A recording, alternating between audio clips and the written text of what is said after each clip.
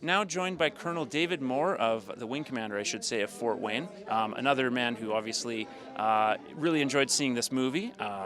Moments in space time. Just wanted to ask you a little bit about what was it like to be involved in terms of sort of the production of the movie, in terms of your input and some of the shots that were used obviously near the base. Yeah, so the wing figured fairly largely into the movie. Actually, there's quite a bit of footage shot at the wing, and obviously one of the protagonists is a fighter pilot from the UK, but doing some training in Cold Lake. So a pretty realistic scenario. We have a lot of international pilots that train at Fort Wayne Cold Lake, and familiarity, I guess, with the subject matter of the movie. So we were able to provide a little bit of technical input into what a pilot might wear and what a pilot might say. How air crew might interact with each other, and then certainly as far as staging some of the shots around the base and helping them get a realistic depiction of that character, kind of how we contributed to the movie. And so you weren't upset by any of the lingo that was used. It was all accurate. There's a little bit of Top Gun lingo in there, and but it's for the effect. It's for the entertainment effect. I don't think real fighter pilots are quite that entertaining, but it was good. It was pretty accurate, I would say. You're selling yourself. Your personality is a little short. Well, I would say Top Gun in the 80s did us a lot of favors as far as recruiting, and maybe this is the next Top Gun, putting us in a good light, a professional light. But certainly the real product maybe isn't always as exciting as the Hollywood product. Absolutely. We'll soon obviously find out next year with Top Gun Maverick. What has life been like on the base? I know obviously it's been a tough year in the Lakeland region. Has life changed much for you folks out on the base, or is it relatively the same?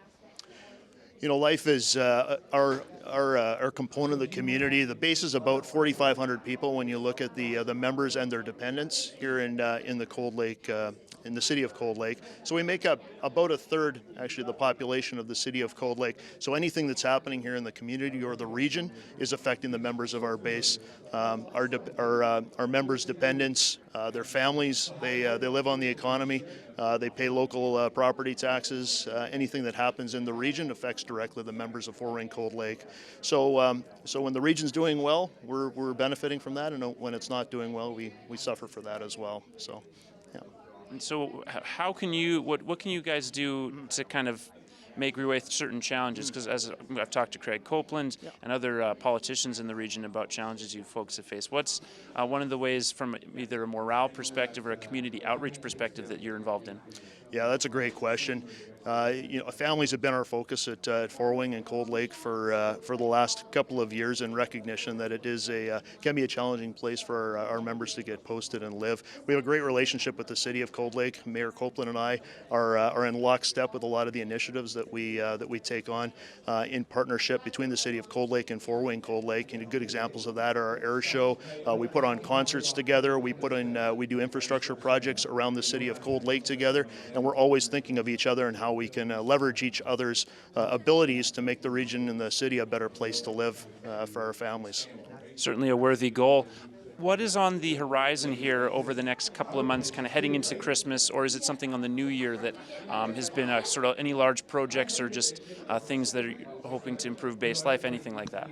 Yeah, so right now our focus is on the fact that we've had about 125 members deployed to Op Reassurance in Romania, so our support to their families and support to the members who are deployed has been our focus up until the Christmas time frame.